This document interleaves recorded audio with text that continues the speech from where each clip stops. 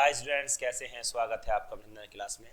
हम लेकर के आए हैं अध्याय नंबर 13 भिक्षा पात्र।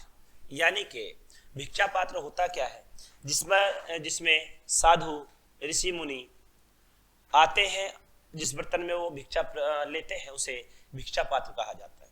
ठीक है, तो देखिएगा सारांश में क्या है। इस पाठ में रविंद्रनाथ टैगोर ने यह सिद्ध करने का प्रयास किया है कि यदि किसी व्यक्ति के मन में दीन दुखियों की सहायता करने का दृढ़ संकल्प हो तो वह स्वयं निर्धन होने पर भी उनकी सहायता करने का कोई ना कोई उपाय अवश्य करेगा। ठीक है, तो ये लिखित किसका है? रविंद्रनाथ टैगोर जी के द्वारा लिखित ये एक कहानी है और इससे हमें क्या सीख मिलती है ये पढ़ करके देखते हैं, पता चलेगा। 2-3 वर्ष से ठीक तरह से वर्षा न हुई। 2-3 वर्ष से यानी कि 2-3 साल हो गए, ठीक से बरसात नहीं हुई थी, है ना। बिल्कुल अकाल जैसा होने वाला है। और इस बार तो एक बूंद भी न बरसी थी और इस बार एक बूंद भी न बरसी थी। भयंकर सूखा पड़ा था, बरसात नहीं हो रही थी, अकाल समय था। धरती का कलेजा फट गया था, उसमें जगह जगह दरारें पड़ गई थी। पेड़ पौधे सूख गए थे, पशु पक्षी प्यास से व्याकुल थे। पक्षियों का कलरव भी कम सुनाई पड़ता था। न जाने भूखे प्यासे कहां डूब के बैठे थे। अब देखिएगा, सभी को पानी की आवश्यकता होती है, चाहे वनस्पति है चाहे जीव जंतु है, सबको पानी चाहिए। अब यहाँ पानी मिल ही नहीं रहा है, क्योंकि जब बरसात हुई नहीं है तो पानी आए कहां से। नगर में अकाल पड़ा था, जिसके पास थोड़ा बहुत अन्न था उसने छिपा कर दुर्दिन के लिए रख लिया था। प्रजा हाहाकार उठी, बात महात्मा बुद्ध के कानों में भी पड़ी। अब देखिएगा, अकाल पड़ रहा है, सब परेशान फिरे, हाहाकार मचा पड़ा है। ठीक है, अब ये बात घूमते घूमते कहां पे पहुंच गई है? ये बुद्ध के कानों में पहुंच गई। महात्मा बुद्ध है, जिन्हें भगवान बुद्ध के नाम से जाना जाता है। ठीक है, जन जन की परेशानी उनसे देखी नहीं गई।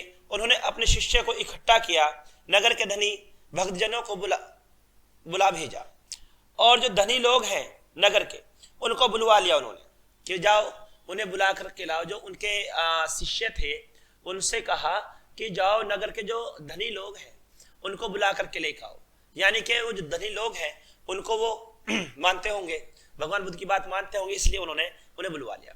विनम्र स्वर में बुद्ध ने प्रश्न किया, प्रियजनों, बोलो भू की प्रजा को अन्न देने के लिए तुम में से कौन कौन तैयार है? अब देखिएगा, जो व्यापारी लोग हैं, पैसे वाले लोग हैं, उनसे सीधा सीधा पूछ लिया है। ये नहीं कहा कि तुम्हें देना है, उनसे पूछा कि तुम में से प्रजा को अपनी तरफ से कौन देना चाहता है। ठीक है, महात्मा बुद्ध के वचन सुन रत्नाकार सेठ का माथा लज्जा से झुक गया। वह हाथ जोड़कर बोला, भगवान, इतने बड़े नगर के हर प्राणी को अनाज पहुंचाना मेरे वश की बात नहीं है। अब ये रत्नाकार सेठ है, ठीक है, उन्होंने कह दिया कि मेरे पास जो है इतने बड़े नगर को देने के लिए नहीं होगा। तथागत ने अपनी दृष्टि घुमाई, बुद्ध की नजरें सेनापति जयसेन पर पड़ी। जयसेन ने कहा, तथागत, प्राण देने से यदि जनता को अन्न प्राप्त हो जाए तो मैं पल भर में तैयार हूं, लेकिन मेरे घर में इतना अनाज कहां कि पूरे नगर का पेट भर सकूं। अब यहां पहले रत्नाकार सेठ से कहा, उन्होंने हाथ जोड़ लिए। उसके बाद में सेनापति से कहा, उन्होंने भी अपनी बात स्पष्ट कर दी। इसी के साथ तभी धनी धर्मपाल भी बोल उठा, भगवान, मैं तो पहले ही भाग्य का मारा हूं। वर्षा न होने से मेरे सब खेत सूख गए। बीज के लिए रखे अनाज से किसी तरह परिवार को आधा पेट खिला पा रहा हूं। मुझे तो एक चिंता और भी है, इस वर्ष राज्य का कर कैसे चुका पाऊंगा। अब देखिएगा, ये सभी धनी लोग हैं, ये भी परेशान फिर रहे हैं और धनपाल कह रहे हैं कि जो मैंने अनाज बीज के लिए रखा हुआ था उसको भी हम खा रहे हैं।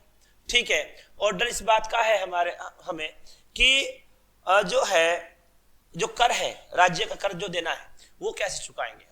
सभी एक दूसरे का मुंह ताक रहे थे। तभी भीड़ में से अचानक एक युवती सामने आई।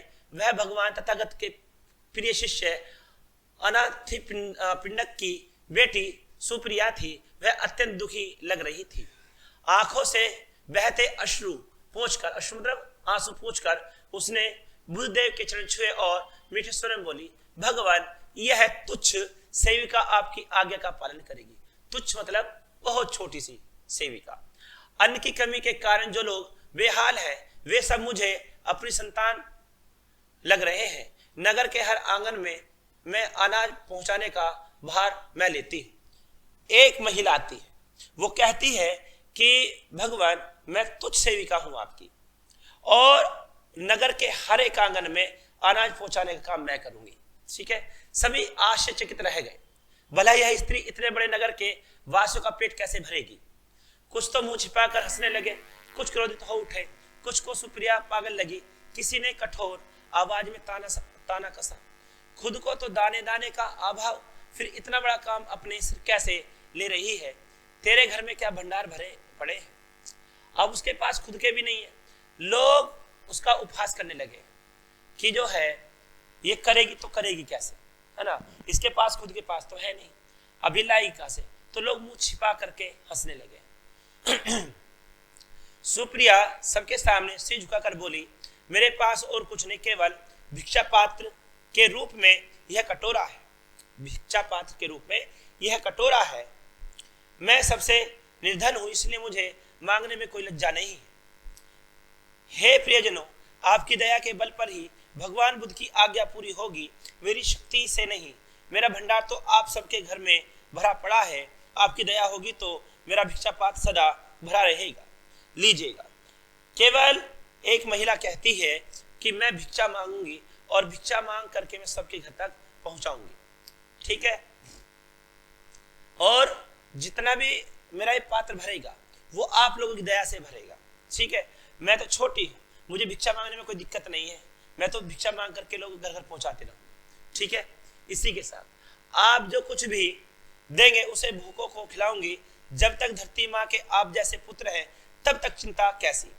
ठीक है, महात्मा बुद्ध ने मधुर मुस्कान के साथ अपना वरदहस्त आशीर्वाद के रूप में ऊपर उठाया और बोले, तथास्तु, निश्चय पूरा हो, ये लीजिएगा। उनकी कामना पूरी करने के लिए उन्हें आशीर्वाद दिया गया, तथास्तु बोल दिया गया। और आगे बढ़ते हैं। इसी के साथ धनी सेठों ने अपने भंडार इस भिक्षा पात्र में उलीच दिए। पात्र हमेशा भरा रहता, समस्त नगरी का उद्धार हो गया, कोई अकाल पीड़ित भूखा न बचा। उधर वर्षा ने कृपा दृष्टि की और धरती की प्यास बुझाई। खेत फिर से लहला उठे, भंडार फिर से भर आए। इसी के साथ ये कहानी यहाँ पर खत्म होती है। ठीक है, तो कहने का मतलब ये है कि हमें दुखियों का, जो यतीमों का, गरीबों का हमेशा ध्यान रखना चाहिए। हम जितनी सेवा कर सकते हैं किसी की, हमें सेवा करनी चाहिए। प्यारे बच्चों, इसी के साथ ये कहानी यहाँ पर खत्म होती है। हम लेते हैं यहाँ पर कठिन शब्द, ये लीजिएगा। भिक्षा पात्र, भीख का कटोरा, भयंकर, डरावना, व्याकुल, घबराया हुआ, दुर्दरीन, बुरे दिन, विनम्र, विनीत या नम्रता, लज्जा, शर्म, तुच्छ, छोटा, आभव, कमी, वर्द हस्त, वरदान कहा, तथास्तु, वैसा ही हो, समझ सभी। ठीक है, उद्धार, कल्याण, कृपा दृष्टि, दया भरी नजर। ठीक है, इसी के साथ ये कहानी यहाँ पर खत्म होती है। हम लेते हैं विदा, मिलते हैं अगले अध्याय के साथ। तब तक के लिए गुड डे।